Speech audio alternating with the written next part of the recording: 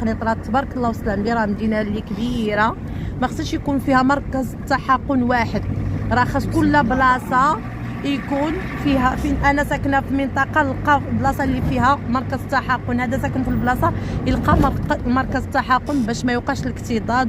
وحيت حنا دابا في واحد الوقت اللي لازم كل واحد يتبرع بالدم ديالو مساندة ومؤازرة مع خوتنا اللي في مراكش اللي تحت الانقاض ومحتاجين الدم ديالنا. ما قديناش نوصلوا عندهم حنا، الظروف خاصة كل واحد وظروفه، ولكن راه اضعف الايمان هو نتبرعوا بالدم. هذيك هي اقل حاجه قسما بالله. البنات دابا نحط لكم تصاور، راه المركز عامر ولكن صافي وقفوا. انا مشيت لقيتهم واقفين، غير ربي مشينا مع 11:30. راك تعرفوا اليوم الحد، يلا حطينا وليداتنا حيت 2 وليداتنا قاريين، يعني اللي خدام هذه هي الفرصه. ما كاينش